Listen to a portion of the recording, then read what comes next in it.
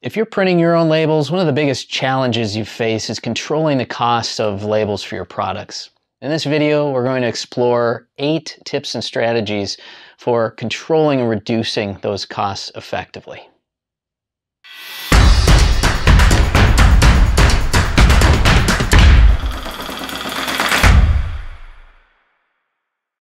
So today we're joined by Zach from Afinia. Zach, how you doing? Good. Thanks for having me. Yeah, thanks for joining us. So number 1 on the list is using a different material. So Zach, we've got a lot of customers who use BOP material. And while that's a great material, it's super durable, it looks awesome, it might be overkill in some cases for the products you're using. So in this case, you might want to evaluate the material and see if it makes sense to move to a paper material versus a BOP. Would you agree with that? Yeah. You know, going from a BOP to a paper is definitely going to bring down your cost quite a bit. But I think a good thing to look at is what is your product? What look are you going for? Get some samples, do some test runs, see how it looks. Some examples of some, good things to be, your throwaway items. Right, right. Vitamins, beer bottles, coffee. Yep, right? Absolutely, a good one. So I think that is what I would start with to see if that is even an option for you. Yeah, yeah. So let's take drive it home a little bit. Let's take a look at a 4x6 example showing a paper versus a BOP label. So we're on the Chicago Color Label website here, and we're going to click on this button to bring us to the label selection wizard. And on this page, we do this a lot for customers. We have them go in here, or we do it for them, where we select the printer they own or they'll be purchasing. And in this case, we'll do the 801. And for this purpose, you can get a really good idea of your cost per label before you purchase a printer or before you purchase a new label. In this case, we're going to go with a 6x4 label. The reason we're going 6x4 instead of 4x6 is because, again, the overwhelming theme here that you'll notice is volume. The more you purchase, the more you save on labels, particularly inks too. But we're talking about labels right now. And by orienting them this way, the roll will remain the same. It's an 8-inch outside diameter. But essentially you're fitting more labels onto this roll. So this roll technically is cheaper per label than if you were to rotate these the other way and do a 4x6 label. So by going 6x4, you're fitting more labels onto the roll, and you are therefore reducing your cost per label. So we'll select this as our orientation, and we're going to go ahead and select the gloss BOP. So that's our first test case, and we've got a roll price is $191.82. So that works out to roughly 14 cents per label. That's 1,320 labels per roll. So that $191.82 divided by 1,320 comes out to about 14 cents. Okay. So with that in mind, we're going to go back to label material. We're going to instead now select this gloss paper media, and we notice our price immediately drops significantly to $144.87. Now that is a savings of about 4 cents per label. It brings us to about 10 cents per label for the paper media. That's roughly $47 per roll. And that illustrates very strongly how powerful a decision like this can be if moving from BOP media to paper media makes sense for you. Number 2 is adding more labels per roll. So a traditional setup with labels is a single label per roll. That's what most people are used to. It's what most people produce. So here's an example of a 2-inch label shown in a 1-up layout here, right? So it's a single label per row. Now take, for example, the same circle, or a similar circle at least, shown in a 4-up design. So doing it this way, we've now increased the amount of media we're purchasing. We've stacked labels side by side, and we're saving money per label by doing this. Another thing to think about when you're looking at this sort of option is how you're applying the labels. Yeah, really important. If you're hand applying, then doing multiples up isn't going to be an issue because you're grabbing each label and applying them to the product. But if you're using a semi-auto or a fully auto application unit, that is going to require them that they are one-up. Afinia Label does offer some products that would be a secondary solution to putting that on there and removing the excess waste, slitting it down, and then putting it back onto a roll, so it would be one-up. That'd be the SMR 100. And then there's the other solution that is not removing the excess waste. It's just the slitting option. So they would be secondary options, but they're great solutions if that's what you're looking for. Yeah. Just looking at the cost and whether or not it makes sense for you. Right, absolutely. Number 3 on the list is adjusting media type settings. So within the driver, it's possible to adjust the ink output of your printer to optimize the amount of ink basically being applied to your design, right? So by changing the print profiles and optimizing the ink, you're in essence able to manipulate the cost per label, right? But there's some caveats to that, I think, Zach. I mean, it's not a one-size-fits-all solution. Exactly, and it may not work for you, but it is something that you can test out. You know, using the certain profiles, you may need to use those profiles for the media type you're using. But there are some situations where you are able to make those changes, and then you'll definitely want to look at the cost calculator. Yeah, right. And do a few runs. When you're testing it, you're also looking at the cost to make sure that there is a cost savings. Yeah. Not every time does it work, but it is something to take a look at and see if it's going to work for you. Yeah, and it's really common that we ask customers to run a few samples using each media type, and then looking at the cost calculator to see what each of those is generating in terms of ink costs, right? You can take a look at all those examples that you printed.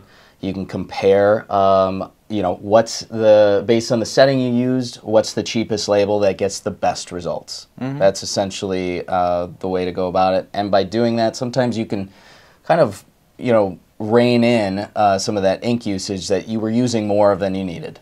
Absolutely, honestly. yeah.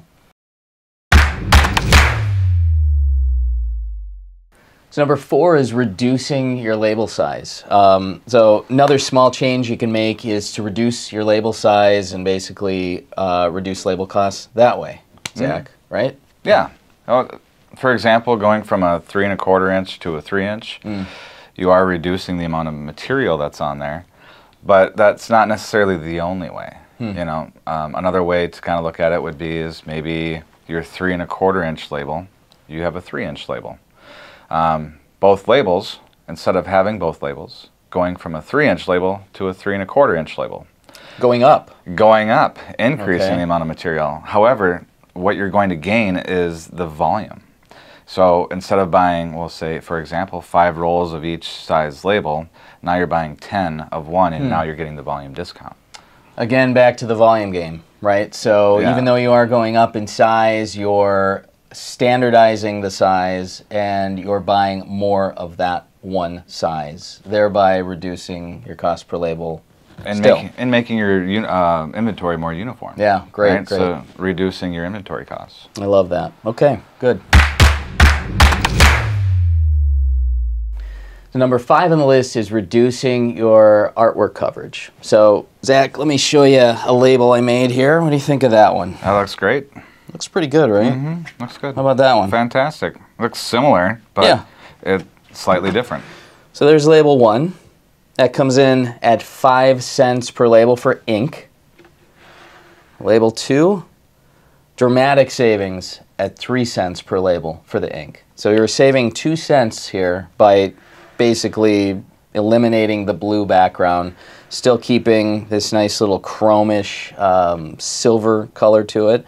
In my opinion, this actually looks a little better than the blue label, and it's 2 cents cheaper. So think about it. Thousands of labels. We're producing these for customers, and you're saving 2 cents per label every time you print a label. That's pretty dramatic. Oh, yeah, absolutely. And you look at the labels itself, and the blue label to the white, it's still keeping the branding. It's still allowing, it has that clean, professional look. And you're saving about 40% on the ink cost. Yeah. Switching to more of a white, kind of silver background as opposed to the bright blue. Right, right. A little more minimalist look on it, but I think it looks awesome. And the price is right, frankly. So really powerful way to save on your labels this way, to evaluate those designs and determine if maybe there's some changes that can be made that could have a huge impact on the cost. So number 6 on the list is using a label roll with a larger outside diameter, or otherwise known as OD. A good rule of thumb to go by is the more labels you put on a roll, the lower your label cost is going to be. So in turn, using a larger OD is going to reduce your label per cost. Yeah. So let's take a look at an example actually. We have an example of a 4x6 label. So what we're looking at here is the total cost of ownership calculator. This is provided to us by our friends at Afinia. I will include a link to this file in the description of the video so you can download this and play with it yourself to see what your label size turns up for the values represented here. So the section on the right is the section we're going to focus on for this. Now, most of these values in yellow are values that you need to enter. And in order to get those values, you can visit our or our label selection wizard on our website, chicagocolorlabel.com. And by going to the magenta or pink button at the top of the screen, you can go to the label selection wizard, select the printer you're using, select the label size you'd like, and select the media type that you would like to check prices for. And from there, you're going to fill in these yellow fields. All these values will be provided to you after you provide those details in the label selection wizard. So let's dive right into it. We're going to zoom into that section. And again, we see those yellow fields. On the left here, we see a section for the 8-inch outside diameter rolls and a section on the right for 6-inch outside diameter rolls. In this yellow field, we'll see the number of labels that each roll has. And again, this is taken from the label selection wizard. And then the cost per roll is entered in these fields here. And from that entry, this formula will give you the cost per label. So as you see here, a quantity of 1, a roll quantity of 1, estimates out for a 4x6 label with 8-inch outside diameter is 0.931. And a 6-inch outside diameter, a single roll quantity, 0.1419. So right away you can see a pretty significant difference between a 6-inch outside diameter and an 8-inch outside diameter. Down at the bottom here is the value that you'll need to plug in as well. And this value is echoed from this column here. So assuming, for example, you want to take the 5-roll quantity, you would take this 0.0686 and plug it in down here, and the resulting values will be displayed to you in these fields. So what we're seeing here, for an 8-inch outside diameter, we see that we're basically, for 5,000 labels per month, we're purchasing nearly 4 rolls of media. And for a 6-inch outside diameter at 5,000 labels per month, we're purchasing 8 rolls of 6-inch outside diameter media. So again, you can see an illustration of how that outside diameter affects not only the labels per month, or rolls per month for 5,000 labels here, but also the pricing. So this is a pretty powerful tool that you can use to get those estimates for the 8-inch versus 6-inch, or if you have a 10-inch, these values don't really matter. This is just a placeholder, so you can put anything in here. What really matters is those values that you get from the label selection wizard. So as you can see here, the total cost of your labels for 5,000 labels per month at 8 inches of an outside diameter is $343. Versus a 6-inch outside diameter for 5,000 labels in a month of $424. If we jump to year 2, we see a total of $8,232 versus the 6-inch outside diameter of $10,176. So pretty significant savings by going from a 6-inch OD to an 8-inch OD.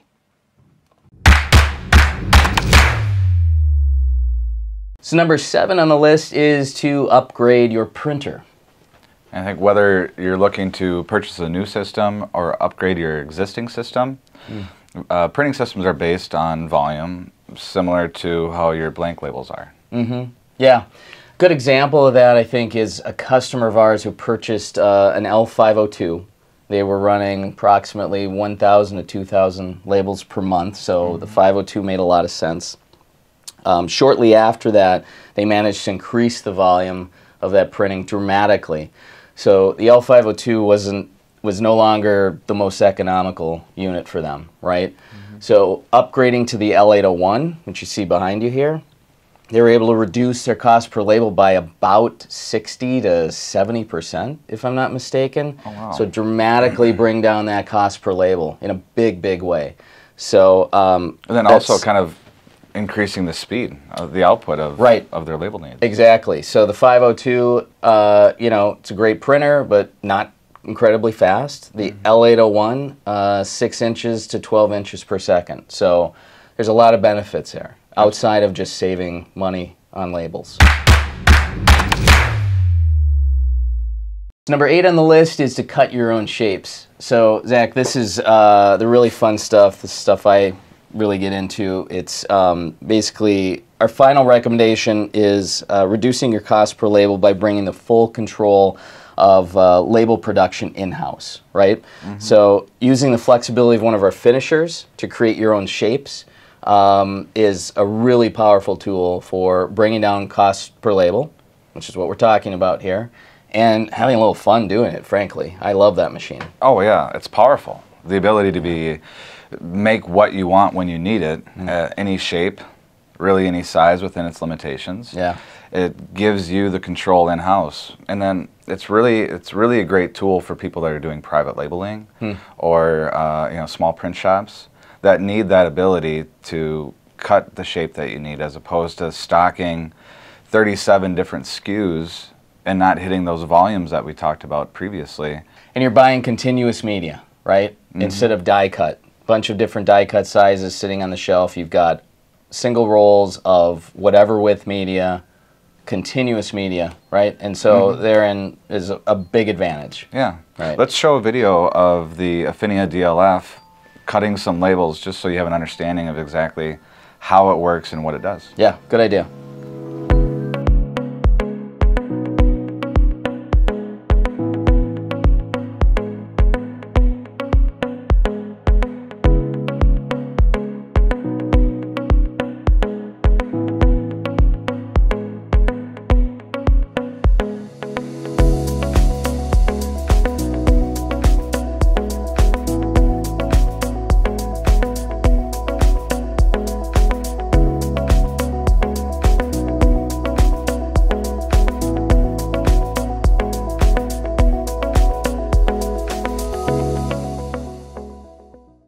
We had a little camera glitch in the final wrap-up scene we were going to shoot. So I wanted to come back and make sure I thank Zach for joining us today, for sharing his expertise on some of these topics. I want to thank you for joining us and for watching.